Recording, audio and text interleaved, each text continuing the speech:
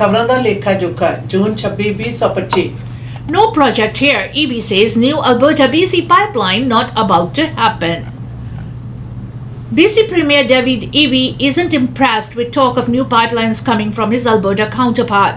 Alberta Premier Daniel Smith has expressed confidence one or more private sector pipeline operators will come forward with a plan to ship oil sand crude to the port of Prince Rupert, BC and test the federal government's new regime to speed along projects deemed in Canada's national interest. But EB says that's unlikely to happen anytime soon because there's actually no project here. The new pipeline Smith envisions would ship 1 million barrels of oil per day and would be the anchor tenant on a corridor that houses other infrastructure. For their part, petroleum companies haven't tipped their hand. EB says for now, that's a pipe dream and he's asking the federal government to concentrate on approving projects that are actually ready to go. Projects where there are proponents, where they are well through or on the verge of being complete through environmental assessment processes, where support from the federal government will benefit not just British Columbia, Alberta and the Yukon. And I think that's where our attention should be, on the shovel-ready projects that are ready to go, said EB on Thursday. He says BC has almost $50 billion in proposals that are in approval process. सूबा मुख्यमंत्री David AB का कहना है कि गुआढ़ी मुल्क Alberta के मुख्यमंत्री वालों जिहड़ियां दावेदारियां ने कि नवीं जिहड़ी पाइपलाइन है वो बहाल होएगी कहंदे इस तरह का होना नहीं कुछ भी और उन्होंने ये भी गल कही है कि जिहड़े मौजूदा प्रोजैक्ट ने उन्होंने विच तकरीबन 50 बिलियन डॉलर का कहते प्रपोजलों के अंतर्गत जिन्हों से देखा रुखी चल रही है वो है और उधर अल्बर्टा की प्रीमियर का कहना है कि साडी कई जिहड़ियां खास तौर पर कंपनियां ने उन्होंने गलबात चल रही है वड्डी पद्धर के उत्ते उन्होंने विचों कोई ना कोई है जिहड़ा वो जरूर इस गल लई सहमत होएगा कि BC के राही खास तौर पर प्रिंस रूपर्ट के पोर्ट तो मिलियंस ऑफ डॉलर का जिहड़ा मिलियंस ऑफ जिहड़ा तेल है ਵੱਡੀ ਗਿਣਤੀ ਦੇ ਵਿੱਚ ਜਿਹੜਾ ਤੇਲ ਆ ਉਸ ਨੂੰ ਸ਼ਿਪ ਕੀਤਾ ਜਾ ਸਕੇ ਪਰ ਇਸ ਦੇ ਲਈ ਸੂਬਾ ਮੁੱਖ ਮੰਤਰੀ ਨੇ ਬਿਲਕੁਲ ਪੱਟੀ ਪੋਚ ਦਿੱਤੀ ਹੈ ਕਿ ਇਸ ਤਰ੍ਹਾਂ ਦਾ ਕੁਝ ਨੇੜਲੇ ਭਵਿੱਖ ਦੇ ਵਿੱਚ ਹੁੰਦਾ ਨਜ਼ਰ ਨਹੀਂ ਆ ਰਿਹਾ 6 still hospitalized 2 months after Lapu Lapu Day tragedy. Vancouver police say 6 people are still in hospital 2 months since the deadly vehicle ramming attack on a Filipino street festival. An injured child was recently discharged from hospital and is now at home recovering, police add. On April 26, 11 people were killed and dozens more were injured while celebrating Lapu Lapu Day in Vancouver. The attack has been described as the darkest day in the city's history. Since that time, the community has rallied with Filipino BC and United Way BC Kapwa Strong fundraising $1.7 million. Among other efforts, Filipino BC also opened the Resilience Center in South Vancouver, a temporary space for people to talk, access wellness resources, and share a hot meal. Meanwhile, donors have given more than $26 million on behalf of victims and families via independent GoFundMe fundraisers. Earlier this month, the city of Vancouver resolved to host a memorial benefit concert at Rogers Arena. The city initially said that event called Come Together Vancouver Strong would take place in June, but an official date has not yet been announced. A 30-year-old suspect faces several charges on second-degree murder related to the attack. He remains in custody and a hearing has been scheduled for next month to determine if he is mentally fit to stand the trial. 26 ਅਪ੍ਰੈਲ ਨੂੰ Vancouver ਵਿਖੇ ਲਾਪੂ ਲਾਪੂ street festival ਦੇ ਮੌਕੇ ਦੇ ਉੱਤੇ ਗੱਡੀ ਨਾਲ ਤਰੜੇ ਹੋਏ 11 ਲੋਕਾਂ ਦੀ ਮੌਤ ਹੋ ਗਈ ਸੀ ਜਿਸ ਦੇ ਵਿੱਚ ਦਰਜਨਾਂ ਲੋਕ ਜਿਹੜੇ ਜ਼ਖਮੀ ਹੋ ਗਏ ਸਨ ਉਸ ਦੇ ਵਿੱਚੋਂ 6 ਅਜੇ ਵੀ ਹਸਪਤਾਲ ਦੇ ਵਿੱਚ ਜੇਰੇ ਇਲਾਜ ਨੇ ਪਿਛਲੇ ਦਿਨਾਂ ਦੇ ਵਿੱਚ ਇੱਕ ਬੱਚੇ ਨੂੰ ਹਸਪਤਾਲ ਦੇ ਵਿੱਚੋਂ ਛੁੱਟੀ ਮਿਲੀ ਜਿਹੜਾ ਕਿ ਆਪਣੇ ਘਰ ਵਿਖੇ ਹੁਣ ਇਸ ਵਕਤ ਜਿਹੜਾ ਰਿਕਵਰ ਕਰ ਰਿਹਾ ਹੈ ਔਰ ਇਸ ਦੇ ਨਿਮਿਤ ਜਿਹੜੇ ਨੇ ਬੇਅੰਤ ਤਰ੍ਹਾਂ ਦੇ ਜਿਹੜੇ ਲੋਕ ਨੇ ਉਹਨਾਂ ਨੇ ਮਦਦ ਵੀ ਕੀਤੀ ਔਰ ਜਿਹੜਾ 1.7 ਮਿਲੀਅਨ ਡਾਲਰ ਦੀ ਡੋਨੇਸ਼ਨਸ ਨੇ ਜਿਹੜੀਆਂ ਉਹ ਇਕੱਠੀਆਂ ਹੋਈਆਂ ਬਾਕੀ GoFundMe ਪੇਜ ਦੇ ਉੱਤੇ ਲੋਕਾਂ ਨੂੰ ਮ੍ਰਿਤਕ ਤੇ ਉਹਨਾਂ ਦੇ ਪਰਿਵਾਰ ਤੇ ਪ੍ਰਭਾਵਿਤ ਜਿਹੜੇ ਲੋਕ ਨੇ ਉਹਨਾਂ ਦੀ ਮਦਦ ਦੇ ਲਈ ਵੀ 26 ਮਿਲੀਅਨ ਡਾਲਰ ਹੈ ਜਿਹੜਾ ਉਹ ਇਕੱਤਰਤ ਹੋਇਆ ਇਸ ਦੀ ਯਾਦ ਦੇ ਵਿੱਚ ਖਾਸ ਤੌਰ ਦੇ ਉੱਤੇ ਰੋਜਰ ਅਰੀਨਾ ਵਿਖੇ ਵੱਡਾ ਫੈਸਟੀਵਲ ਯਾਦਗਾਰੀ ਫੈਸਟੀਵਲ ਹੈ ਜਿਹੜਾ ਉਹ ਵੀ ਆਯੋਜਿਤ ਕਰਨ ਦੀ ਸਲਾਹ ਹੋਈ ਸੀ ਜੂਨ ਦੇ ਵਿੱਚ ਔਰ ਨਾਲ ਦੀ ਨਾਲ ਇਸ ਗੱਲ ਦਾ ਵੀ ਜ਼ਿਕਰ ਹੈ ਕਿ ਇਸ ਦਿਨ ਨੂੰ ਖਾਸ ਤੌਰ ਦੇ ਉੱਤੇ 26 ਅਪ੍ਰੈਲ ਜਿਸ ਨੂੰ ਅੱਜ 2 ਮਹੀਨੇ ਹੋ ਗਏ ਨੇ ਉਸ ਨੂੰ ਵੈਨਕੂਵਰ ਦੀ ਹਿਸਟਰੀ ਦੇ ਵਿੱਚ ਸਭ ਤੋਂ ਜ਼ਿਆਦਾ ਕਾਲਾ ਦਿਨ ਹੈ ਜਿਹੜਾ ਮੰਨਿਆ ਜਾ ਰਿਹਾ ਹੈ। 30 ਸਾਲਾ ਦੋਸ਼ੀ ਜਿਹੜਾ ਹੈ ਅਜੇ ਵੀ ਹਿਰਾਸਤ ਦੇ ਵਿੱਚ ਹੈ ਔਰ ਅਗਲੇ ਮਹੀਨੇ ਜਿਹੜੀ ਉਹਦੀ ਸੁਣਵਾਈ ਹੋਏਗੀ ਔਰ ਇਹ ਜਾਂਚ ਪੜਤਾਲ ਪੂਰੀ ਕੀਤੀ ਜਾਏਗੀ ਕਿ ਕੀ ਉਹ ਟ੍ਰਾਇਲ ਦੇ ਲਈ ਆਪਣੇ ਦੋਸ਼ਾਂ ਦੇ ਸਾਹਮਣਾ ਕਰਨ ਦੇ ਲਈ ਮੈਂਟਲੀ ਫਿੱਟ ਵੀ ਹੈ ਜਾਂ ਨਹੀਂ। ਉਸ ਦੇ ਉੱਤੇ ਦੂਜੇ ਦਰਜੇ ਦੇ ਕਤਲ ਦੇ ਕਈ ਚਾਰजेस ਲੱਗੇ ਹੋਏ ਹਨ। Can Langley Township afford to replace its councillor who became an MLA? Questions have been raised in Langley Township about whether it could avoid a costly vote, despite the province saying it must go through with the process of replacing a vacant council seat. Councillor Misty Van Popter jumped to provincial politics and was elected as an MLA last fall, and a recent provincial law bans MLAs from also sitting on municipal councils.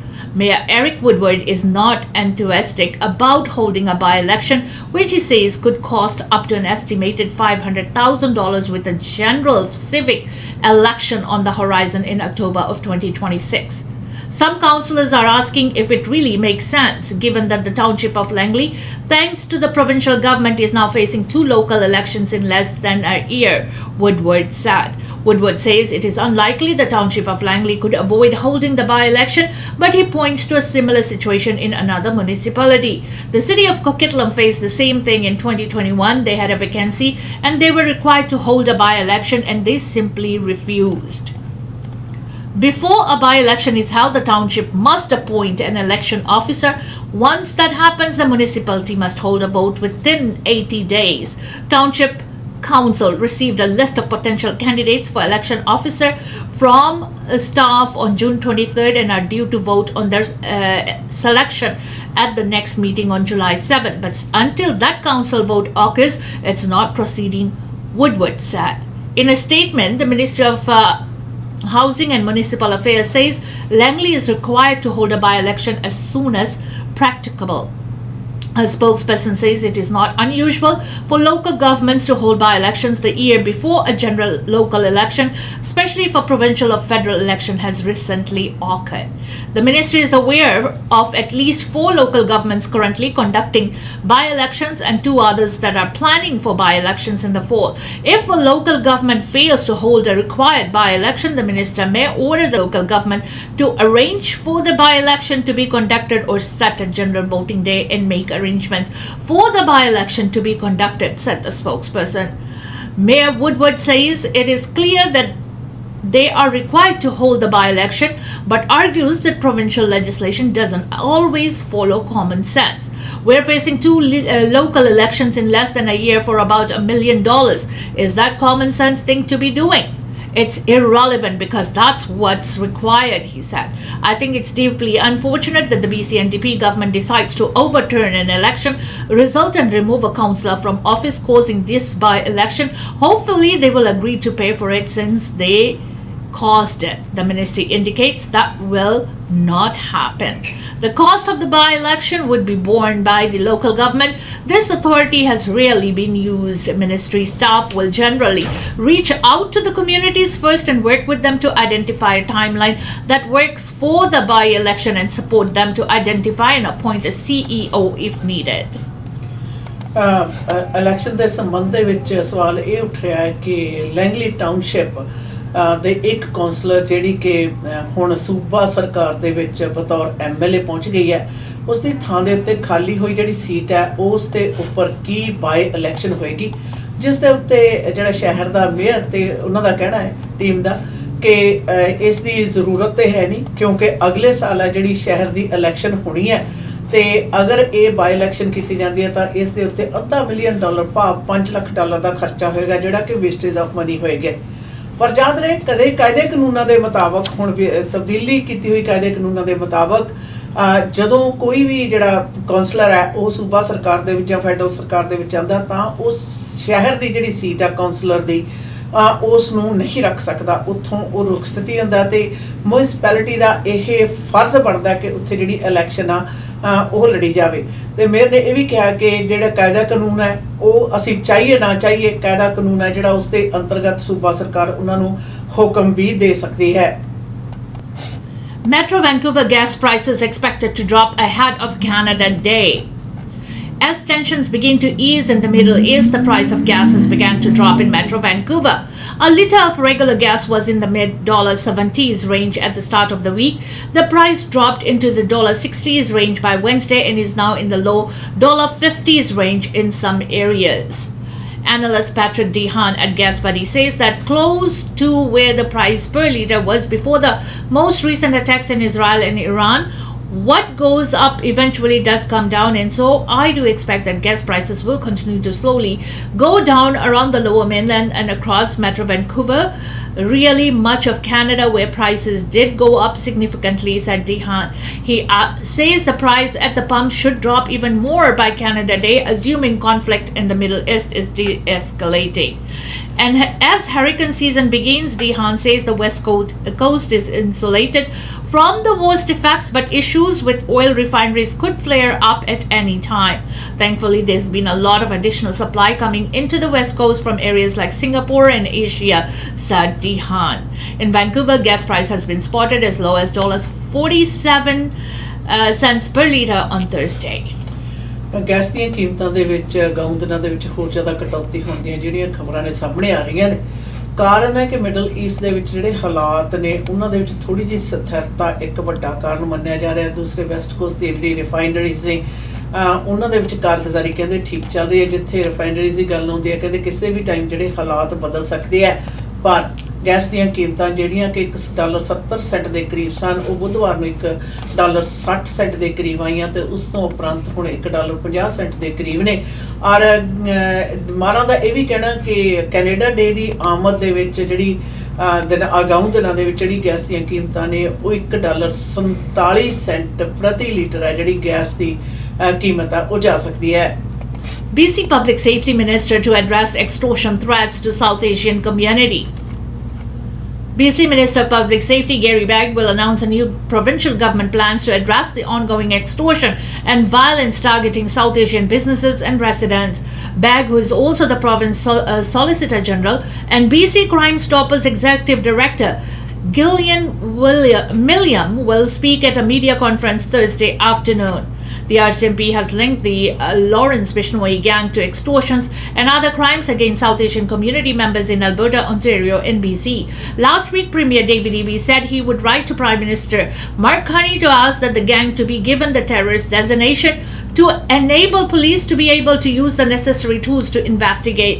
In the meantime, Eby continues to reach out to his Alberta and Ontario counterparts. There are two provinces that are affected by this extortion conduct and will believe that the more provinces that are supportive, the faster the federal government will move on this, said Eby Thursday morning. On Wednesday, Surrey Mayor Brenda Locke said she had also written to Carney with the same request to protect her city where many residents have been targeted. She said she has also asked Begg to establish a public phone line for tips.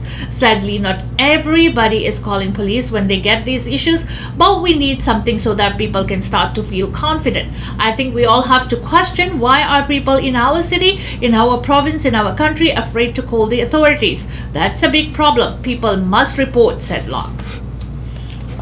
ਅੱਜ ਖਾਸ ਤੌਰ ਤੇ ਮੰਤਰਾਲਾ ਮੰਤਰੀ ਨੇ Garry bag ਉਹਨਾਂ ਨੇ ਲੋਕਾਂ ਨੂੰ ਮੁਖਾਤਿਬ ਹੋਣਾ ਕਾਰਨ ਹੈ ਜਿਹੜੀ ਐਕਸਟੋਰਸ਼ਨ ਕਾਲਸ ਦੇ ਸੰਬੰਧ ਦੇ ਵਿੱਚ ਲੋਕਾਂ ਤੋਂ ਫਰੌਤੀਆਂ ਪ੍ਰਾਪਤ ਕਰਨ, ਮੰਗਣ ਤੇ ਡਰਾਉਣ ਧਮਕਾਉਣ ਵਾਲੀ ਕਾਰਗੁਜ਼ਾਰੀ ਦੇ ਮੁਤਲਕ ਕੁਝ ਕੁ ਜਾਣਕਾਰੀਆਂ ਲੋਕਾਂ ਨਾਲ ਸਾਂਝੀਆਂ ਕਰਨੀਆਂ ਨੇ। ਖਾਸ ਤੌਰ ਤੇ ਐਲਾਨਨਾਮੇ ਹੋਣੇ ਆ। ਜਦ ਨੇ ਪਿਛਲੇ ਦਿਨਾਂ ਦੇ ਵਿੱਚ ਮੁੱਖ ਮੰਤਰੀ ਨੇ ਇਸ ਗੱਲ ਦੇ ਉੱਤੇ ਬਹੁਤ ਜ਼ਿਆਦਾ ਜ਼ੋਰ ਦਿੱਤਾ ਸੀ ਕਿ ਉਹ ਪ੍ਰਧਾਨ ਮੰਤਰੀ ਨੂੰ ਚਿੱਠੀ ਲਿਖਣਗੇ ਜਿਸ ਦੇ ਵਿੱਚ ਕਿ ਭਾਰਤ ਦੇ ਵਿੱਚ ਸਥਿਤ ਲਾਰੈਂਸ ਬਿਸ਼ਨੋਈ ਜਿਹੜਾ ਗੈਂਗ ਹੈ ਉਸ ਨੂੰ ਟੈਰਰਿਸਟ ਅਦੇ ਕਰਾਰ ਦਿੱਤਾ ਜਾਵੇ ਤਾਂ ਕਿ ਪੁਲਿਸ ਹੈ ਜਿਹੜੀ ਹੋਰ ਜ਼ਿਆਦਾ ਟੂਲਸ ਦੀ ਵਰਤੋਂ ਕਰਕੇ ਪੂਰੀ ਤਰ੍ਹਾਂ ਜਿਹੜੀ ਇਨਵੈਸਟੀਗੇਸ਼ਨਾਂ ਕਰਨ ਦੇ ਵਿੱਚ ਉਹਨਾਂ ਨੂੰ ਮਦਦ ਮਿਲ ਸਕੇ।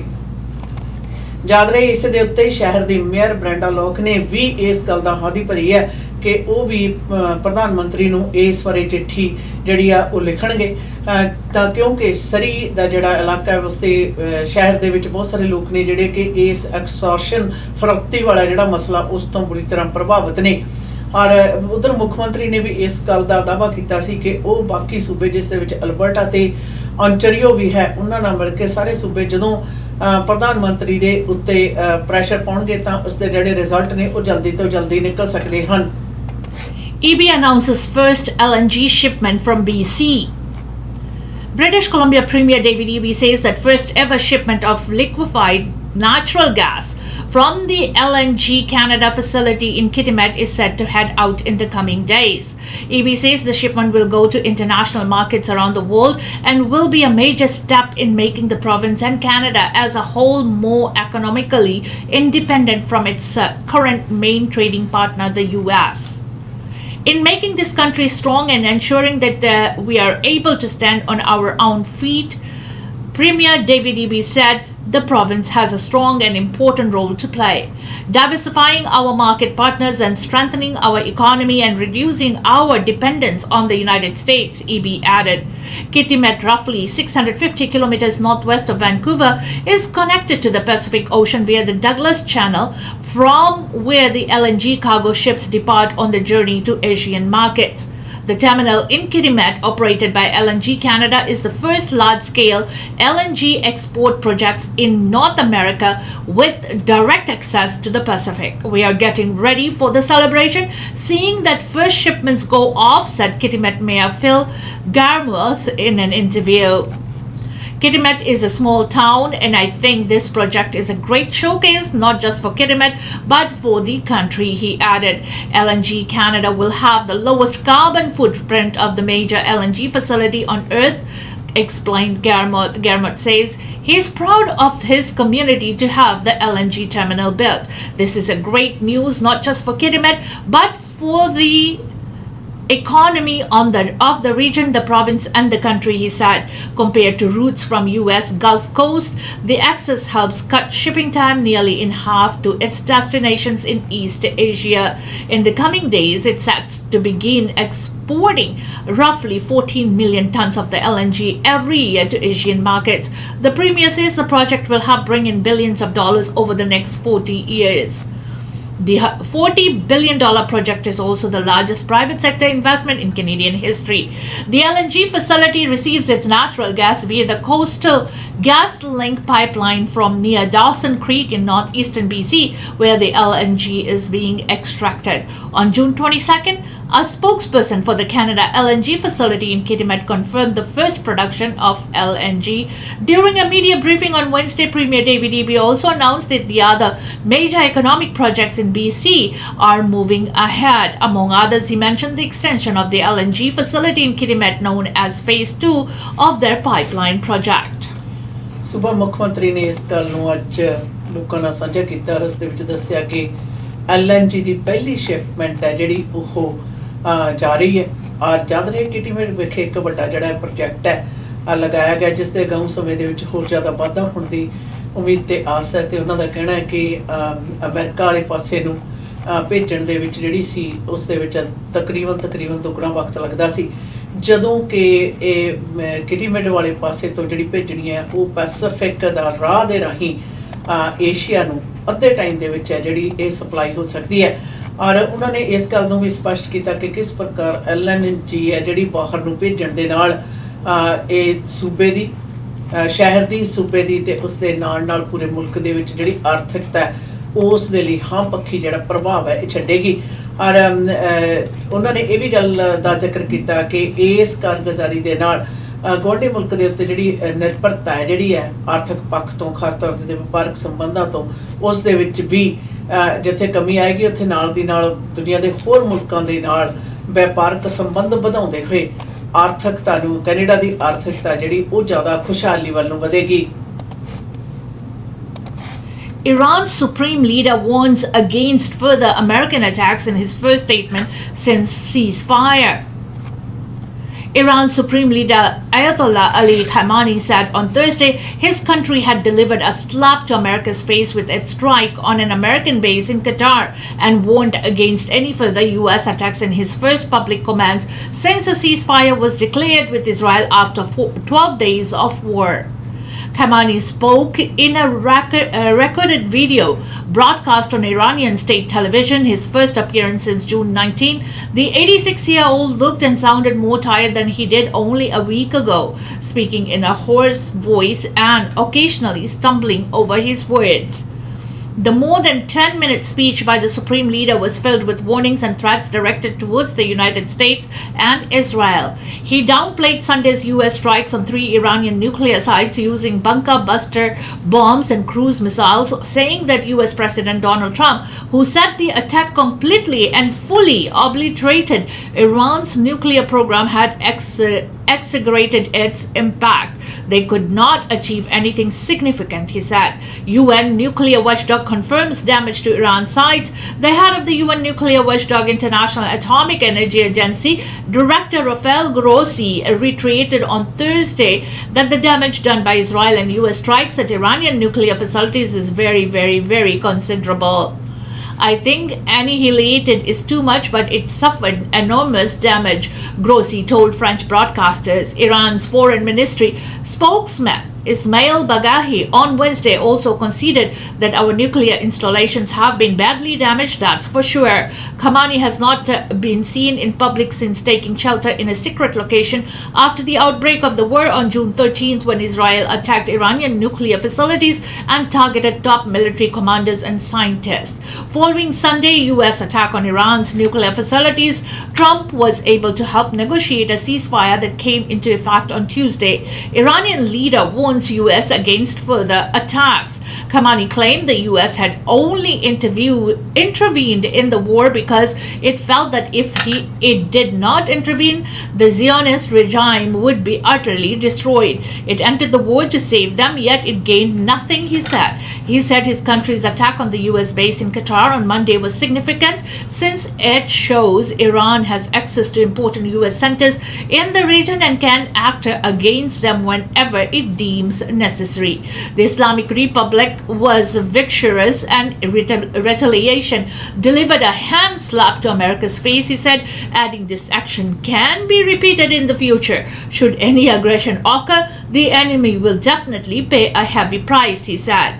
Since the ceasefire, life has been gradually returning to normal in Iran. On Thursday, Iran partially reopened its airspace, which had been shut down since the war broke out, and shops in the capital of Tehran began to reopen, with traffic returning to the streets. With the ceasefire, life slowly returns to normal in Iran. Majid Akhavan, a spokesperson for the Ministry of Roads and Urban Development, said Iran had reopened the airspace for the eastern half of the country to domestic and international flights, including those transiting Iranian airspace. Earlier this week, Tehran said 606 people had been killed in the conflict in Iran, 5,332 people wounded. The Washington-based human rights activist group released figures Wednesday suggesting Israel's strikes on Iran had killed at least 1,054 and wounded 4,476.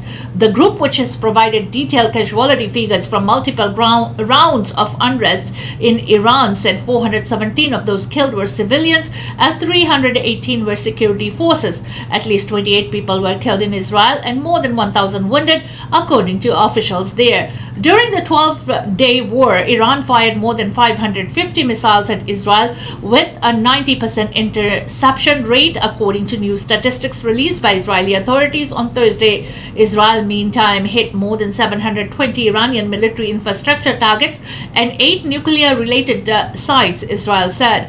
Trump has also asserted that American and Iranian officials will talk next week, giving rise to cautious hope for longer-term peace. Iran has not acknowledged any such talks would take place, though U.S. Mid-East envoy Steve Witkoff said there has been direct and indirect communication between the two countries. A sixth round of U.S.-Iran negotiations was scheduled for earlier this month in Oman, but was cancelled after Israel attacks Iran on June 13. Iran has insisted that it will not give up its nuclear program in a vote underscoring the tough part ahead. Its parliament agreed Wednesday to fast-track a proposal that would effectively stop the country's cooperation with the IAEA, which has monitored the program for years. Iran ਦੇ supreme leader ਨੇ ਤਕਰੀਬਨ 12 ਦਿਨਾਂ ਦੇ Iran ਤੇ Israel ਦੇ ਦਰਮਿਆਨ ਜਿਹੜਾ conflict ਚੱਲ ਰਿਹਾ ਉਸ ਤੋਂ ਉਪਰੰਤ ਪਹਿਲੀ ਵਾਰੀ ਆਪਣਾ ਬਿਆਨ ਦਿੱਤਾ। ਯਾਦ ਰਹੇ ਪਿਛਲੇ ਦਿਨਾਂ ਦੇ ਵਿੱਚ ਉਹ ਰੂਪੁਰਸ਼ ਸੀ ਔਰ ਹੁਣ ਉਸ ਦੀ 10 ਮਿੰਟ ਦੀ ਜਿਹੜੀ ਵੀਡੀਓ ਹੈ ਉਹ ਰਿਲੀਜ਼ ਹੋਈ ਹੈ, ਜਿਸ ਦੇ ਵਿੱਚ ਉਸਨੇ ਅਮਰੀਕਾ ਨੂੰ ਚੇਤਾਵਨੀ ਵੀ ਦਿੱਤੀ ਹੈ ਕਿ ਅਗਾਂਹ ਨੂੰ ਕਿਸੇ ਪ੍ਰਕਾਰ ਦਾ ਜਿਹੜਾ ਅਟੈਕ ਆ ਉਹ ਈਰਾਨ ਦੇ ਉੱਤੇ ਨਾ ਹੋਵੇ, ਤਾਂ ਨਹੀਂ ਤੇ ਉਹਦੇ ਜਿਹੜੇ ਮੂੰਹ ਤੋੜਵਾਂ ਜਿਹੜਾ ਜਵਾਬ ਹੈ ਉਹ ਦਿੱਤਾ ਜਾਏਗਾ। ਯਾਦ ਰਹੇ ਉਧਰ ਅਮਰੀਕਾ ਨੇ ਇਸ ਗੱਲ ਦਾ ਦਾਅਵਾ ਕੀਤਾ ਸੀ ਕਿ ਈਰਾਨ ਦੀ ਨਿਊਕਲੀਅਰ ਜਿਹੜੀ ਫੈਸਿਲਿਟੀ ਹੈ ਉਸ ਨੂੰ ਭਾਰੀ ਨੁਕਸਾਨ ਪਹੁੰਚਾਇਆ ਔਰ ਸੁਪਰੀਮ ਲੀਡਰ ਨੇ ਕਿਹਾ ਕਿ ਉਹਨਾਂ ਨੂੰ ਕੋਈ ਖਾਸ ਨੁਕਸਾਨ ਨਹੀਂ ਹੋਇਆ, ਜਦੋਂ ਕਿ ਪ੍ਰਬੰਧਕੀ ਢਾਂਚੇ ਦੇ ਨਾਲ ਸੰਬੰਧਿਤ ਇਹ ਖਬਰਾਂ ਨੇ ਕਿ ਹਾਂ ਨਿਊਕਲੀਅਰ ਪਲਾਂਟ ਨੂੰ ਕਾਫੀ ਜ਼ਿਆਦਾ ਮੇਜਰ ਜਿਹੜਾ ਨੁਕਸਾਨ ਹੈ ਉਹ ਹੋਇਆ। ਇਸ ਕਨਫਲਿਕਟ ਤੋਂ ਬਾਅਦ ਸੁਪਰੀਮ ਲੀਡਰ ਦਾ ਜਿਹੜਾ ਬਿਆਨ ਹੈ ਉਹ ਰਿਕਾਰਡਡ ਸੀ ਔਰ ਉਹ ਪਿਛਲੇ ਦਿਨਾਂ ਦੇ ਮੁਕਾਬਲੇ ਇਸ ਰਿਕਾਰਡਡ ਮੈਸੇਜ ਦੇ ਵਿੱਚ ਕਾਫੀ ਜ਼ਿਆਦਾ ਥੱਕਿਆ ਤੇ ਹਾਰਿਆ ਹੋਇਆ ਜਿਹੜਾ ਉਹ ਮਹਿਸੂਸ ਹੁੰਦਾ ਸੀ। ਯਾਦ ਰਹੇ ਇਹ ਦਿਨਾਂ ਦੇ ਵਿੱਚ ਜਿਹੜੇ ਤਕਰੀਬਨ ਦੋਵੇਂ ਤਰ੍ਹਾਂ ਦੇ ਕਾਫੀ ਜ਼ਿਆਦਾ ਲੋਕਾਂ ਦੀ ਜਿਹੜੀ ਆ ਮੌਤ ਹੋਈ ਹੈ, ਸੈਂਕੜਿਆਂ ਦੀ ਗਿਣਤੀ ਦੇ ਵਿੱਚ ਤੇ ਹਜ਼ਾਰਾਂ ਦੀ ਗਿਣਤੀ ਦੇ ਵਿੱਚ ਦੋਵੇਂ ਮੁਲਕਾਂ ਦੇ ਜਿਹੜੇ ਲੋਕ ਨੇ ਉਹ ਜ਼ਖਮੀ ਹੋਏ ਨੇ। 18-year-old arrested after 13-year-old assaulted a New Westminster bus. A young man was arrested after 13-year-old was assaulted on a bus in New Westminster last week while heading home from school. On June 19, Metro Vancouver Transit Police say the middle school student boarded the bus along 8th Avenue around 3:30 p.m. When exiting a few stops later, police say the student accidentally bumped into an 18-year-old man with their backpack. The man then allegedly grabbed the student by the throat and punched him multiple times, police allege in a news release. The MVTP says multiple people reported the incident while the suspect exited at a different stop. Thanks to witness statements, the suspect was soon identified and was arrested the following day. The suspect has reportedly been released with conditions pending his next court appearance. Anyone with information related to this incident is asked to call Metro Vancouver Transit Police at 604-515-8300. New ਵੈਸਟਮਿਨਿਸਟਰ ਵਿਖੇ 18 ਸਾਲਾਂ ਦੇ ਜਿਹੜਾ ਵਿਅਕਤੀ ਹੈ ਉਸ ਨੂੰ ਹਿਰਾਸਤ ਦੇ ਵਿੱਚ ਲਿਆ ਗਿਆ। ਕਾਰਨ ਸੀ ਉਸਨੇ 13 ਸਾਲਾਂ ਦੇ ਵਿਅਕਤੀ ਦੇ ਉੱਤੇ ਜਿਹੜਾ ਅਸੌਲਟ ਹੈ ਉਹ ਕੀਤਾ, ਹਮਲਾ ਕੀਤਾ ਔਰ ਯਾਦ ਰਹੇ ਬੱਸ ਦੇ ਵਿੱਚ 13 ਸਾਲਾਂ ਦਾ ਜਿਹੜਾ ਵਿਦਿਆਰਥੀ ਸੀ ਉਹ 3:30 ਵਜੇ ਦੇ ਕਰੀਬ ਬੱਸ ਦੇ ਵਿੱਚੋਂ ਆਪਣਾ 18 ਸਾਲਾਂ ਦੇ ਕੋਲ ਦੀ ਲੰਘਿਆ ਤਾਂ ਉਸਦਾ ਉਸਨੂੰ ਬੈਗ ਛੂ ਗਿਆ, ਜਿਸ ਦੇ ਕਾਰਨ 18 ਸਾਲਾਂ ਦਾ ਜਿਹੜਾ ਵਿਅਕਤੀ ਹੈ ਉਸ ਨੇ 13 ਸਾਲਾਂ ਦੇ ਵਿਅਕਤੀ ਦੇ ਉੱਤੇ ਹਮਲਾ ਕਰ ਦਿੱਤਾ, ਉਸ ਤੇ ਮਾਰਕੁੱਟ ਕੀਤੀ, ਜਿਸ ਦੀ ਜਿਹੜੀ ਪੁਲਿਸ ਨੂੰ ਰਿਪੋਰਟ ਕੀਤੀ ਗਈ ਔਰ ਪੁਲਿਸ ਨੇ ਉਸ ਵਿਅਕਤੀ ਨੂੰ ਆਪਣੀ ਹਿਰਾਸਤ ਦੇ ਵਿੱਚ ਲੈ ਲਿਆ। ਹਿਰਾਸਤ ਦੇ ਵਿੱਚ ਲੈਣ ਤੋਂ ਬਾਅਦ ਕੁਝ ਸਖਤ ਕੰਡੀਸ਼ਨਾਂ ਦੇ ਅਧੀਨ ਉਸ ਨੂੰ ਰਿਹਾ ਕਰ ਦਿੱਤਾ ਗਿਆ ਔਰ ਨਾਲ ਦੀ ਨਾਲ ਪੁਲਿਸ ਦਾ ਕਹਿਣਾ, ਨਿਊ ਵੈਸਟਮਿਨਿਸਟਰ ਦੀ ਪੁਲਿਸ ਦਾ ਕਹਿਣਾ ਕਿ ਕਿਸੇ ਪ੍ਰਕਾਰ ਦੀ ਜਾਣਕਾਰੀ ਹੋਣ ਦੀ ਸੂਰਤ ਦੇ ਵਿੱਚ ਉਹਨਾਂ ਨਾਲ संपर्क जरूर किया जाए। इसी के साथ हमें दीजिएगा इजाजत। खबरों दा लेखा जोखा के इस सेगमेंट से। Until next time, goodbye and be safe.